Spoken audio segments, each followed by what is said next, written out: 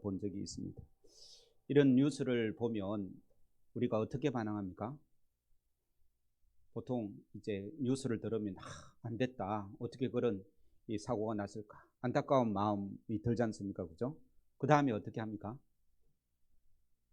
조금 놀라다가 잠시 후에는 그냥 일상생활을 합니다. 그죠? 왜 그럴까요? 내 일이 아니기 때문에 그렇습니다. 만약에 그 폭탄 테러 현장에 내 자녀가 있다 하면 전혀 다르게 반응하지 않겠습니까? 그죠? 왜냐하면 내 자녀의 문제고 나의 문제이기 때문에 그 자리에 그냥 앉아있지 못합니다. 그때부터 모든 생각과 행동이 진지해지게 된다는 것입니다. 오늘 본문에 보면 제자들이 참으로 진지하게 예수님께 나와서 질문을 하는 그러한 모습을 보게 됩니다. 1절에 보시면요, 예수께서 성전에서 나와서 가실 때에 제자들이 성전 건물들을 가리켜 보이려고 나오니, 제자들이 그 성전 건물에 대해서 관심이 많았었습니다. 그래서 나오면서 되돌아보면서 그 성전 건물을 보면서 막 이야기를 했었을 것입니다. 이 예수님의 제자들은요, 갈릴리 촌사람들이거든요. 그러니까 이 도시에 와니까 큰 건물, 이 잘 보지 못하는 그런 건물이지 않습니까? 그죠? 그리고 또 성전은 그 당시에 가장 큰 건물이었습니다. 그러니까 그 건물을 이 위대하게, 이 웅장하게 그렇게 바라보고 있는 것입니다. 그런데 2절 같이 읽겠습니다. 시작. 대답하여 이르시되 너희가 이 모든 것을 보지 못하느냐? 내가 진실로 너희에게 이르노니 돌 하나도 돌 위에 남지 않고 다 무너뜨려 주리라. 제자들은 그 성전 건물이 위대하고 웅장하고 참 멋있다고 했는데 예수님께서는 그 건물이 어떻게 된다고요? 무너지겠다. 무너져도 그냥 무너지는 것이 아니라 돌 위에 돌 하나도 얹혀지는 것이 없이 그렇게 파헤쳐지겠다라고 그렇게 말씀하셨던 것입니다. 이 말씀을 들었을 때도 제자들은 별로 반응이 없었습니다. 그리고 여기서 나와서 한 5리 정도 됩니까? 한 10리까지는 안 되고요. 한참 조금 걸어서 3절에 보면 감람산 위에까지 왔습니다. 이 감람산 위에까지 와서 걸어올 때 제자들이 많이 생각을 했을 거죠. 예루살렘이 성전이 무너진다면 예루살렘이 멸망되는 거고, 예루살렘이 멸망되면 유대가 망하는 거예요. 그러니까 2절에 하셨던 그 예수님의 말씀이 누구의 문제입니까? 자신들의 문제가 되는 거예요. 그래서 3절에 보면 제자들이 조용히 와서 예수님께 이 질문을 합니다. 이때 분위기는 밝은 분위기일까요? 아니면 좀 무거운 분위기일까요? 굉장히 무거운 분위기인 거죠.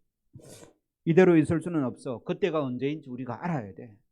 그래야 우리가 그때를 이겨내지.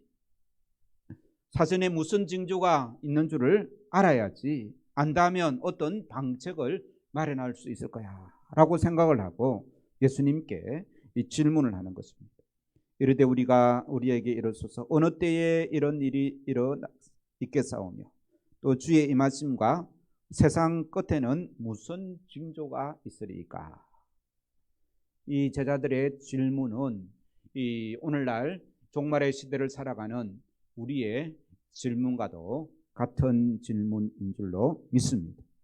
그러므로 이 종말을 살아가는 사람들은요, 진지해야 된다는 것입니다. 진지하게 질문을 하면서 이 종말의 때를 지내야 하는 것이죠. 우리의 인생이란 결코 아무렇게나 살아도 좋은 그런 이 게임이 아닙니다. 우리의 삶이란 하나님 앞에서 진지하게 감당해야 될 큰 사명인 줄로 믿습니다. 하나님 앞에 섰을 때에 하나님이 수고했다만 이야기하는 것이 아니라 우리의 삶을 결산할 때가 있다는 것입니다. 내가 너에게 준 그 삶을 진지하게 살았느냐라고 하나님께서 물어보신다는 것이죠. 그래서 우리의 삶을 잘 감당하려고 하면 어려움, 눈앞에 이 모든 상황들을 잘 극복해야 되는 것입니다. 이러한 일들은 남의 이야기가 아니고 나의 이야기다라고 이렇게 받아야 되는 것이죠. 북한의 핵의 위협은 남의 이야기입니까? 우리나라의 이야기입니까? 우리나라의 이야기입니다. 북한의 핵을 진지하게 대하지 않으면요, 어떤 결과를 당할 줄 모르지 않습니까? 이 외국 사람들은 우리나라 사람들을 잘 이해하지 못한답니다. 북한에서 그렇게 핵을 쏘아대는데도 우리나라 사람들은 태평하지 않습니까? 그죠? 그런데 외국 사람들은 저 나라 저래도 괜찮아 라고 그렇게 생각한다는 거예요. 하나님이 이 나라를 지켜주실 줄로 믿습니다. 그렇지만 우리가 그 문제를 심각하게 받아들이고 늘 깨워서 우리가 해야 되는 일은 기도해야 되는 줄로 믿습니다. 뿐만 아니라 이 더 가까이 이 신천지 같은 이단들도 우리의 신앙을 넘어뜨리려고 얼마나 그렇게 달려드는지 알 수가 없습니다. 특히요, 이 우리 연세 드신 분들은 뭐 신천지 내 만나보지도 못했는데 라고 말할 수 있습니다. 그런데요, 이 신천지가 부산 경남 지역에 얼마나 활동하는지요. 양산에도 이 신천지 사람들이 교회마다 찾아갑니다. 교회 찾아가가지고 목사님들한테 대화하자 하면서 이 우리 신천지가 왜 이 이단이라면서 같이 교류하자면서 저한테도 찾아왔었습니다. 그런데요, 이 사람들이 주로 이 선교의 자기들의 전도의 타깃 대상이 누군가 하면 대학교 1학년, 2학년, 3학년, 4학년 정도 되면 그래도 이제 좀 철이 들어가지고 잘 안 꼬여온답니다. 근데 대학교 1학년, 2학년, 3학년들은 아직 철이 없잖아요. 그죠? 아직 모르잖아요. 그러니까 그들에게 접근해가지고 엄청나게 이 활발하게 이 전도한다라는 것이죠. 그래서 이 문제는 이 내 자녀들, 내 손자, 손녀들이 언제든지 당할 수 있는 그러한 문제다라는 것입니다. 그러기에 우리는 우리에게 주어진 모든 삶을 진지하게 살아야 된다. 이 자리에 나와 있는 모든 이 예배하는 이 행위도 진지함이 있어야 될 줄로 믿습니다.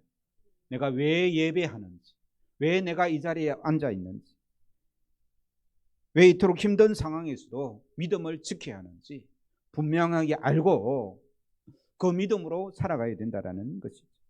왜 하나님께 기도하면서 매달릴 수밖에 없는지, 왜 특정 그 한 사람을 계속해서 사랑해야 되는지, 왜 지금 하고 있는 이 일이 힘든데도 버릴 수 없는지 분명한 이 진지한 이유를 가지고 살아야 된다는 것입니다.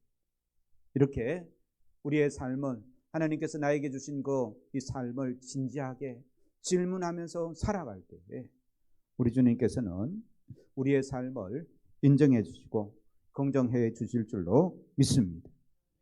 우리의 인생을 진지하게 살아갈 때는요, 사소한 일도 귀하게 보이고 아름답게 보이고 감사가 넘쳐나는 것이죠.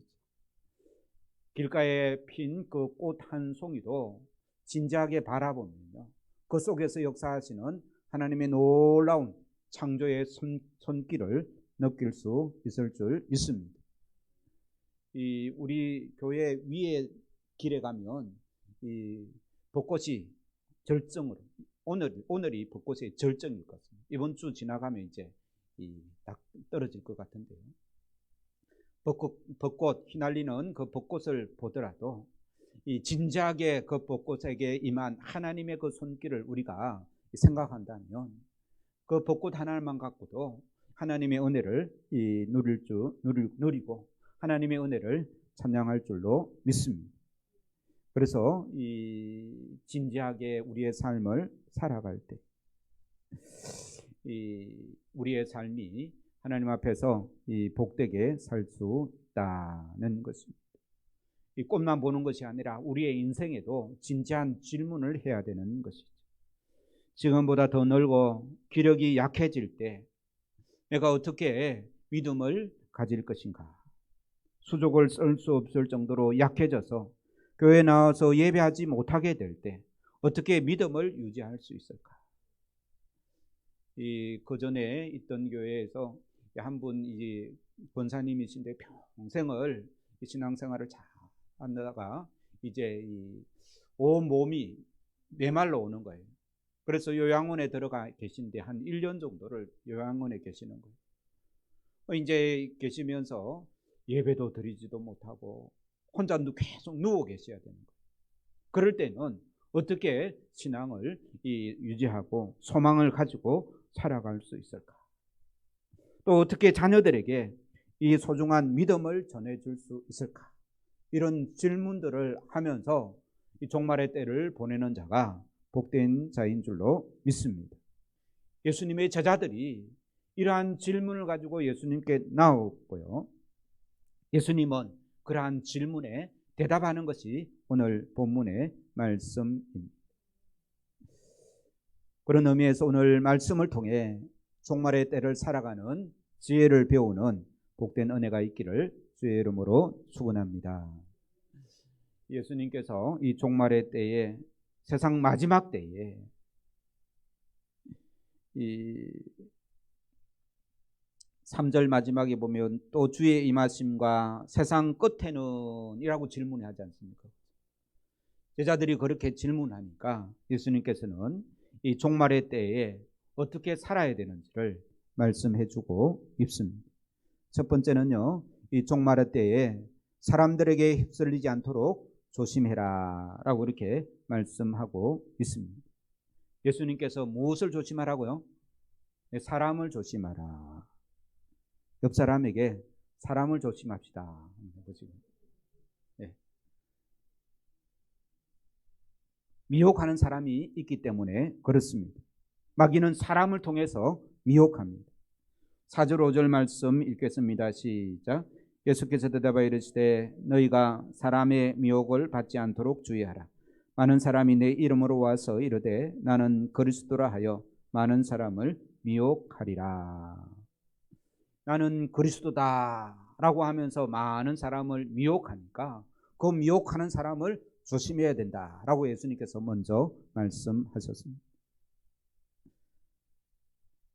위기가 오면 불안이 팽배해지고 사람들은 누군가 의지할 만한 사람을 찾게 되는 것이죠. 그때 거짓 구원자들이 등장하여서 사람들을 유혹합니다. 지난주에 제가 말씀드렸습니까? 새벽 기도회 때 말씀드렸습니까? 이 10분의 1, 이 10명 중에 한 명이 이단이라고 했죠. 그죠? 그러니까 예수 믿는 사람들이 9이면 이단에 빠진 사람이 한 명이라는 겁니다. 그만큼 예수 믿는 사람 중에 이단으로 빠진 사람이 많다라는 것이죠. 영혼을 멸망으로 이끄는 이단들의 유혹이 참으로 많다는 것입니다. 이 세상은요, 우리를 유혹해서 미혹해서 안 해도 되는 일들을 하게 하는 것이 참으로 많습니다. 텔레비전을 가만히 보고 있으면 많이 미혹하죠. 여러 가지 상품들로 미혹을 하죠. 그것과 같이 많은 이단들이 설치면서 내가 그리스도다라고 이렇게 유혹을 한다라는 것입니다. 특히 이 부산 경남 지방에는요, 신천지가 굉장히 활동하고 있습니다. 야고보 지파가 활동을 하고요. 그 다음에 이 양산에는 하나님의 교회도 많이 활동을 하고 있습니다. 이 헌금대 위에 보면 신천지 대응이라는 이 책자가 있는데요. 이건 한 번만 읽어보면 이 신천지 사람들이 어떻게 접근을 하고 어떻게 이 대응을 해야 되는지를 자세하게 말하고 있습니다. 이 책을 쓴 사람들은요, 주로 신천지에 있다가 나와가지고 목회자가 된 사람들이 이 책을 썼기 때문에 이 많은 도움이 되겠습니다. 2권이 있으니까요. 혹시 관심이 있으시면 가져가셨다가 한 주일 만에 읽고 어떻게 하면 되겠습니까? 예, 또 갖다 놓으면 또 다른 교인들이 읽을 수 있겠죠. 그래서 우리를 미혹하는 사람들이 있다라고 이렇게 예수님께서 말씀하시는 거예요. 사람을 조심해요. 그런데 이 사람을 조심해야 되는데요, 다른 사람만 조심해야 될 것이 아니라 사람 중에는 옆에 사람도 사람이고 그 다음에 또 누가 사람입니까? 예, 나도 사람이에요. 나도 조심해야 되는 거예요. 왜냐하면 미혹하는 자가 있으면 미혹당하는 사람이 있기 때문에 그렇습니다. 나도 미혹당할 수 있다라는 것입니다. 영이 어두워지면요, 말도 안 되는 곳에 속 넘어갑니다. 세상 사람들은 뭐라고 말합니까? 귀신이 홀렸다라고 그렇게 말하죠, 그죠? 그런데 이 영이 어두워지면요, 아무것도 아닌 것에 두려움을 느끼고 아무것도 아닌 말에 그냥 솔깃해가지고 끌려가는 것이 이 인생입니다. 우리도 하나님께서 우리를 붙들어 주시지 않으시면 금방 넘어질 수밖에 없는 미혹당할 수 있는 사람 중에 한 명이 바로 나다라는 것입니다. 그래서 오늘 말씀을 통해서 미혹당하지 않으려고 하면 어떻게 해야 되는지 주님께서 말씀하고 있습니다. 첫 번째, 이 미혹당하지 않으려고 하면 어떻게 해야 되는가 하면요, 우리를 미혹하는 것들부터 멀리 떨어질 필요가 있는 것입니다. 3절 다시 한번 보시면요, 이 말씀을 어디서 했는가 하면 예수님께서 감람산 위에 앉으셨을 때에 라고 그렇게 말씀하고 있습니다. 감람산은 예루살렘을 이제 나와가지고 예루살렘 건너편에 있는 동산이 감람산입니다. 그런데 이 마가복음에 같은 이 장면의 내용을 기록하고 있는데 마가복음에서는 이렇게 기록하고 있습니다.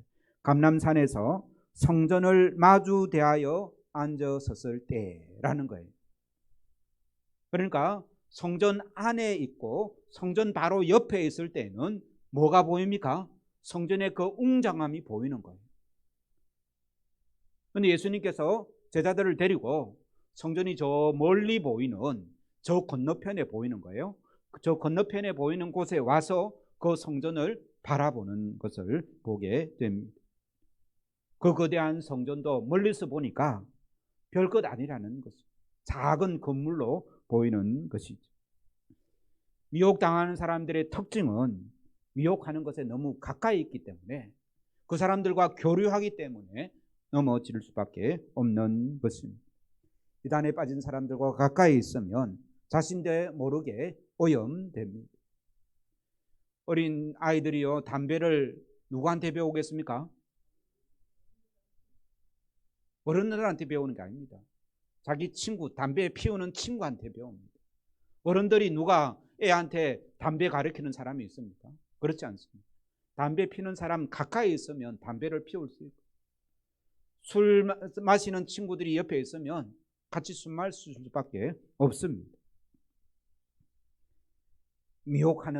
모든 미혹하는 것들로부터 멀리 떨어지는 은혜가 있기를 주의 이름으로 축원합니다.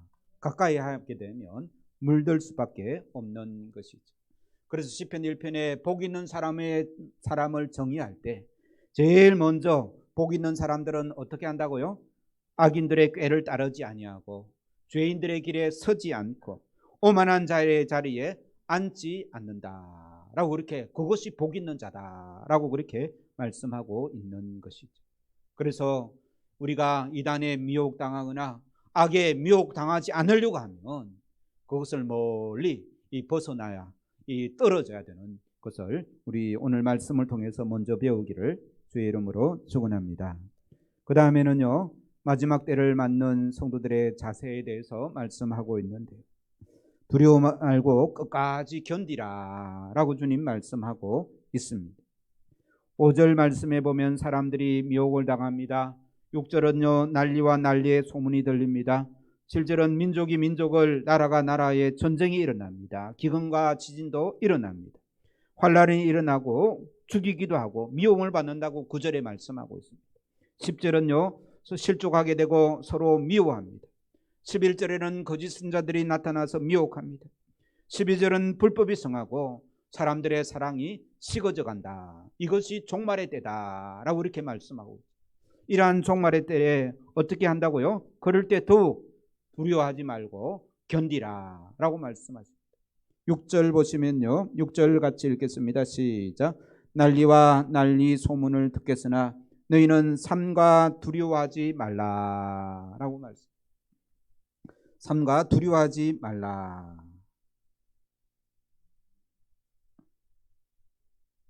환란이 일어나고 어려운 문제들이 생길지라도, 불안한 상황이 있을지라도 어떻게 하라고요?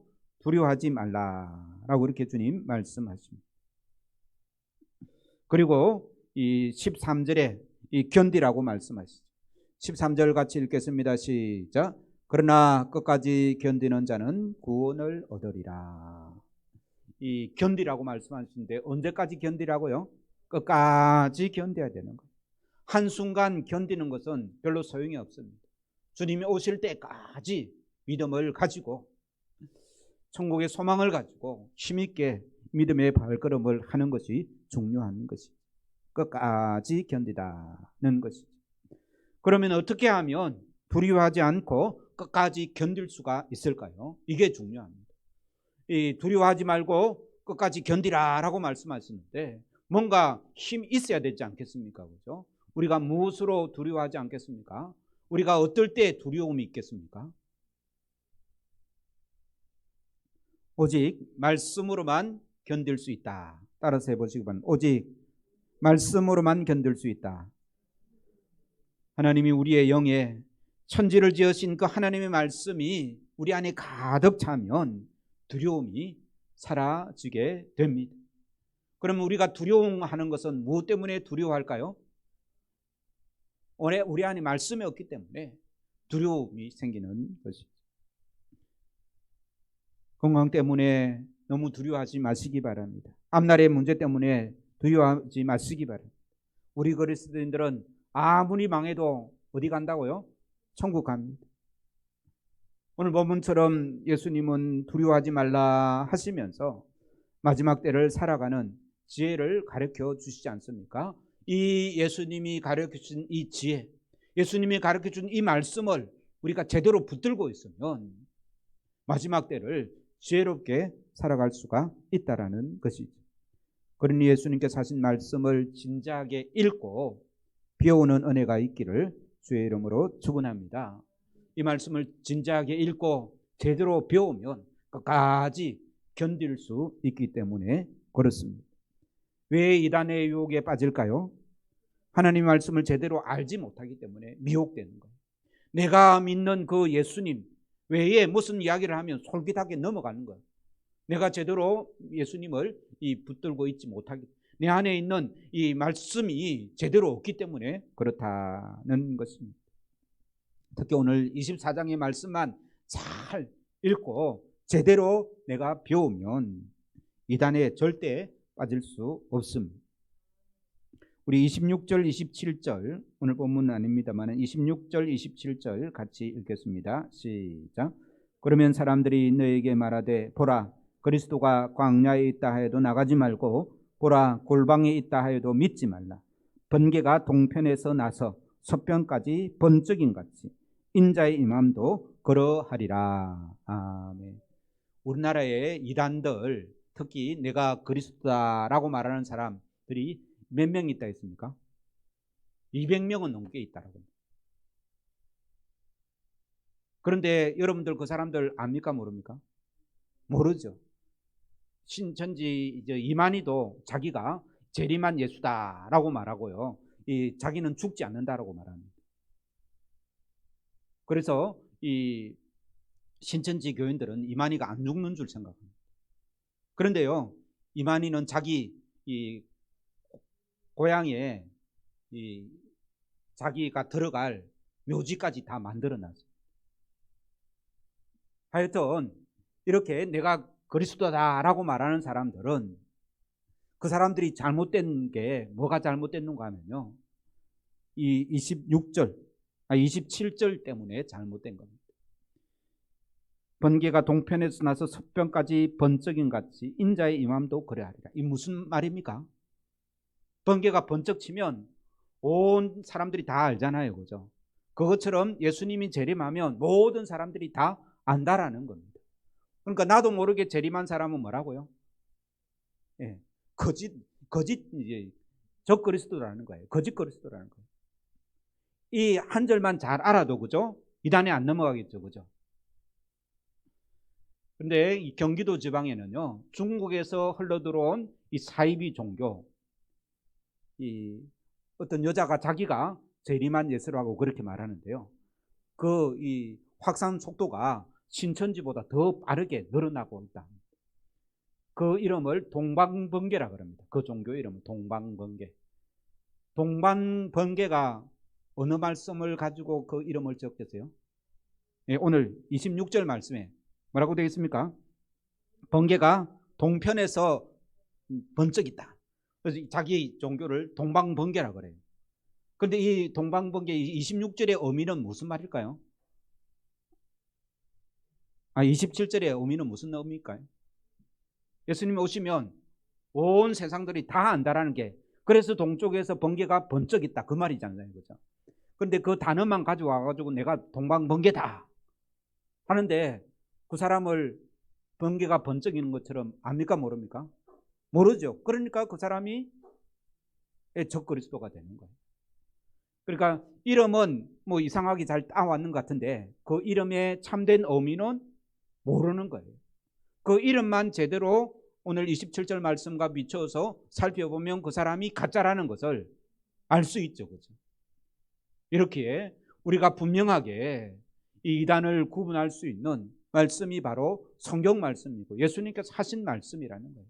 이 말씀을 우리가 제대로 알고 있으면 절대로 이단의 이 유혹에 넘어가지 않는다라는 것입니다. 지옥은 미혹의 시대입니다. 악한 영, 미혹의 영이 많은 사람들의 신앙을 흔들고 있습니다. 그래서 어디에 갈 때 가다가 이 설문지 조사하자고 하면 절대 하지 마시고요. 다 이단들이 접근하는 방법입니다. 좋은 모임이 있다 해도 다 이단들이 이 모임들을 만들어서 이 꼬여가려고 하는 그러한 것들이니까 그 단순히 성경 공부 같이 하자 이거는 옛날 말이고요. 요즘은 여러 가지 활동들을 통해서 사람들을 유혹하고 있다는 것입니다. 그래서 그런 것들을 잘 구별하는 것도 중요하지만 말씀에 굳게 서서 내가 믿는 바 이 하나님이 어떤 분이고 예수 그리스도가 나에게 어떤 이 주님이신지를 바로 알고 성경 말씀을 붙잡는 복된 은혜가 있기를 주의 이름으로 축원합니다.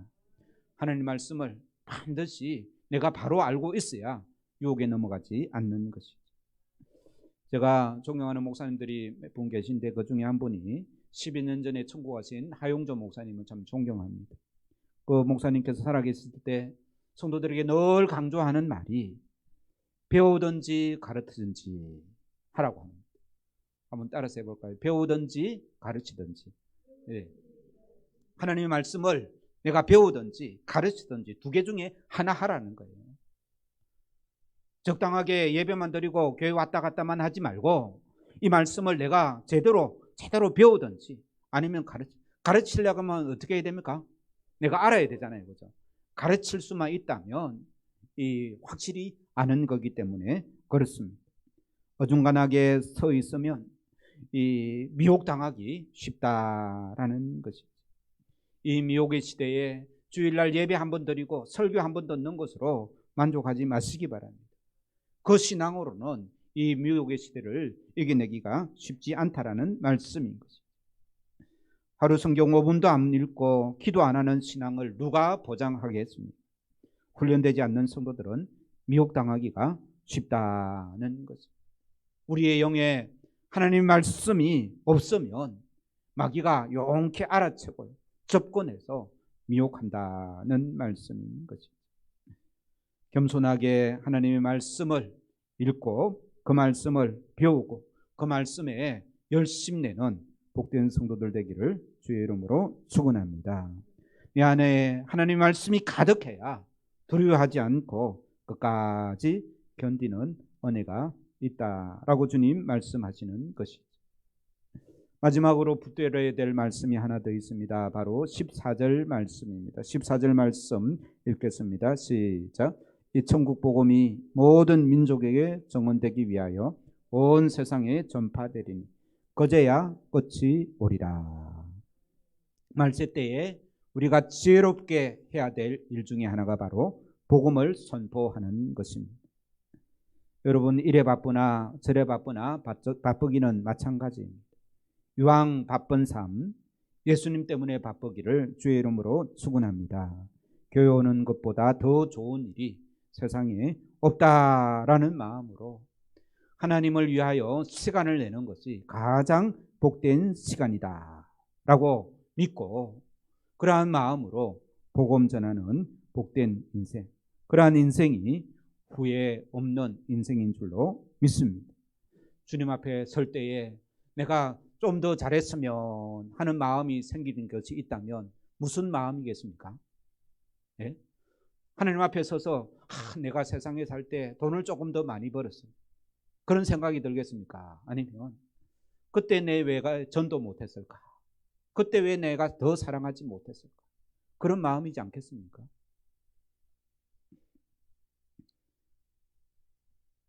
누가 먼저인지 알지 못해도 이 자리에 앉은 모든 사람들이 누가 앞에 가든지 누가 뒤에 가든지 얼마 후에 각각 세상을 떠나서 하나님 앞에서 우리의 삶을 계수해야 됩니다.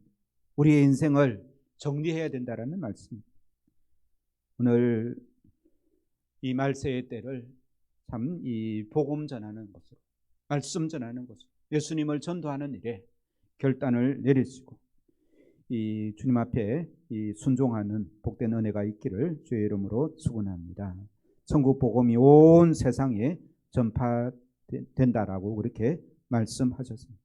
그 일에 제외되지 않고 열심 내는 귀한 성도, 종말을 살아가는 복된 삶의 자세인 줄로 믿습니다.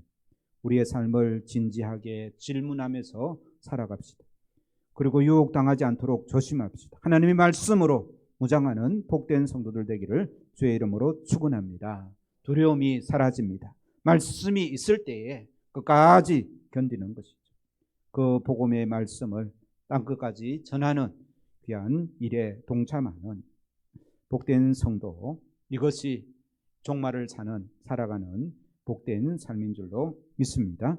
기도하겠습니다. 하나님 아버지, 마지막 때를 사는 법에 대해서 주님께서 친히 가르쳐 주시니 감사합니다. 우리가 이 말씀을 제대로 깨달아 알게 하시고 이 말씀을 붙들고 끝까지 인내하며 견디며 주님 오시는 그날까지 지혜롭게 살아가는 복된 성도들 되게 주여 도와주시옵소서.